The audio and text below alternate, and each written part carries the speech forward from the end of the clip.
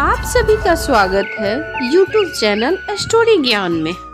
विनय, साफ साफ सुन लो, मैं तुम्हें छोड़ूंगा नहीं और ये घर खाली कर देना है। कल से तुम कहाँ रहोगे तुम जानो।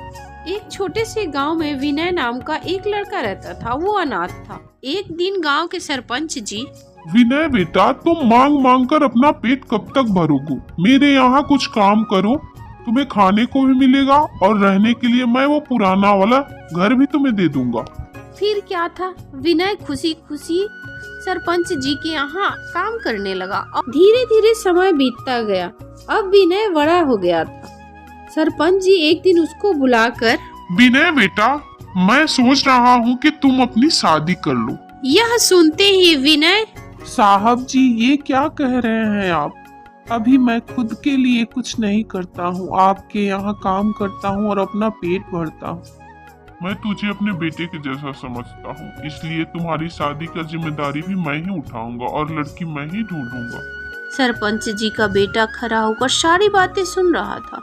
वो विनय से ऐसे भी जलता था क्योंकि सरपंच जी उसे बहुत प्यार करते थे। विनय के जाने के बाद शुभम अपने पिताजी से, पिताजी, आप कुछ ज्यादा इसको सर नहीं चढ़ा रहे हैं?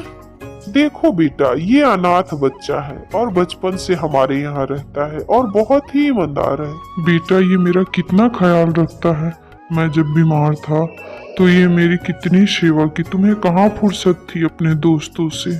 उसके बाद सरपंच जी अपने एक नौकर की बेटी सुशीला से विनय की शादी खूब धूमधाम से करते हैं।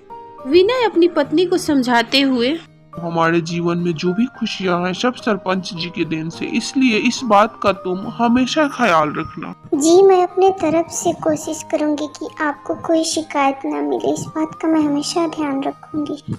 शुभम का साथ संगत भी बहुत बुरे लोगों के साथ था। एक दिन, देखो, तुम्हें काम ऐसे करना है जिसमें मेरा नाम आसपास भी न आए। दूसरे दिन ही, तुम रात में पहरेदारी करते हो या सो जाते हो? किसी को आते जाते देखा कि नहीं? मालिक, मैं रात भर जगा था। मैं आपकी पहरेदारी में बेईमानी नहीं करता हूँ और बाहर से कोई नहीं आया था। पिताजी, मैं एक सलाह देना चाहता हूँ, अगर माने आप तो। पूरे घर में 3 ही नौकर हैं। मैं तो कहूँगा इन तीनों घर के नौकरों की घरों की तलाशी ली जाए। तभी वहाँ विनय आ जाता है। साहब जी, मैं ये क्या सुन रहा हूँ? आपके 2 लाख रुपए तिजोरी से गायब हो गए हैं। साहब जी, आप पुलिस में रिपोर्ट क्यों नहीं करा रहे हैं? 2 लाख रुपए की बात है। सरपंच जी विनय की बातें सुनते हैं लेकिन कोई जवाब नहीं देते हैं और उसके बाद वह शुभम से, नौकरों की कमरे की तलाशी कराया तुमने? क्या निकला वहाँ से? क्या मिला? मुझे पता है मेरे नौकर इतने बेईमान नहीं है। पिताजी, अभी विनय की घर की तलाशी नहीं हुई है। आप मेरे साथ उसके घर चलिए। जब विनय के घर की तलाशी ली जाती है तो, मालिक, ये विनय के बिस्तर के नीचे रखा था। देख लिए पिताजी, मैंने जो कहा वही हुआ ना? मालिक, मैंने पैसे नहीं चुराए हैं और मेरे बिस्तर पर ये पैसे कहाँ से आए ये मुझे नहीं पता है। सरपंच जी बिना कुछ कहे विनय के घर से बाहर निकल जाते। विनय, साफ साफ सुन लो, मैं तुम्हें छोड़ूंगा नहीं और ये घर खाली कर देना है। कल से तुम कहाँ रहोगे तुम जानो। सुशीला, तुम चिंता मत करो, मैंने कोई गलती नहीं किया और ये पैसा कहाँ से आया और कहाँ से मिला मुझे कुछ पता नहीं। और रहा घर खाली करने का, तो मैं जो पुराने वाले घर में अपने रहता था, हम वहीं चलेंगे। अगले दिन विनय और सुशीला उस पुराने वाले घर में आ गए। विनय अपनी पत्नी को दुखी देखकर और रोते हुए देखकर बहुत परेशान होता है। वो बिना कुछ कहे घर से बाहर निकल जाता है। बाबा, मुझे कुछ दिनों के लिए अपने दुकान पे रख लो, आप जो काम कहोगे वो मैं करूँगा। दुकानदार उसको कोई काम नहीं देता है और चोर कह के भगा देता है। विनय वहाँ से उदास होकर अपने घर लौट जाता है।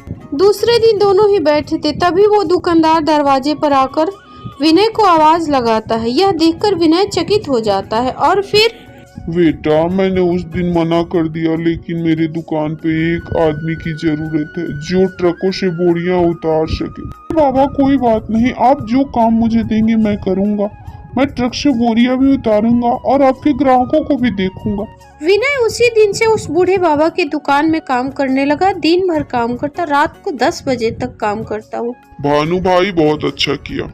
मैं तुम्हें महीने के लास्ट में वो सारे पैसे दे दूंगा। मुझे आज भी उस पर विश्वास है कि वो बहुत ईमानदार है।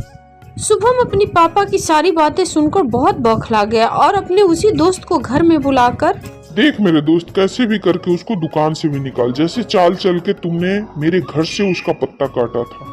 तभी सरपंच जी, अच्छा तो ये बात है, ये सब तुम्हारा कारनामा था।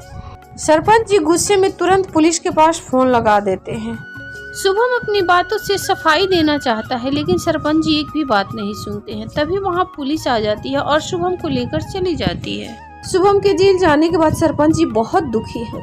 बेटा विनय, मैं तुम्हें अपने बेटे की तरफ से तुमसे माफी मांगता हूँ, क्योंकि वो खुद पैसा चुरा कर तुम्हें चोर बनाया और घर से निकलवा दिया, लेकिन मैंने उसकी सजा दे दी, वो जेल चला गया। अब तुम दोनों मेरे साथ मेरे घर चलो, कोई सवाल मत करो मुझसे।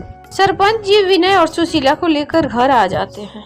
साहब जी, एक बार छोटे मालिक को सुधरने का मौका तो दिए होते, इतनी जल्दी पुलिस बुलाने की क्या जरूरत थी। सरपंच जी कुछ सुनने के लिए तैयार नहीं थे।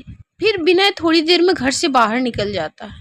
वहां से वो सीधे पुलिस स्टेशन जाता है और वहां जाकर, इंस्पेक्टर साहब, सरपंच जी का पैसा कोई नहीं चुराया था, छोटे साहब से थोड़ी सी नादानी हो गई थी, इसलिए सरपंच जी गुस्सा कर आपको बुलाए। आप तो जानते हैं कि सरपंच जी कैसे आदमी हैं। इंस्पेक्टर भी सरपंच जी को बहुत अच्छी तरह से जानता था और उनके बेटे को, इसलिए वो शुभम को छोड़ देता है। विनय शुभम को लेकर जब घर आता है तो अपने पापा और विनय दोनों से माफी मांगता है। विनय, तुम्हारे जैसे लोग ही घर की असली शान होते हैं। आज से मैं तुम्हें नौकर नहीं, अपने परिवार का सदस्य, अपना बेटा मानता हूँ। इस कहानी की सीख, ईमानदारी और फर्जदारी कभी व्यर्थ नहीं जाती, उसका फल हमेशा विश्वास और सम्मान के रूप में मिलता है। दोस्तों, कहानी पसंद आए तो प्लीज हमें सपोर्ट करें। धन्यवाद।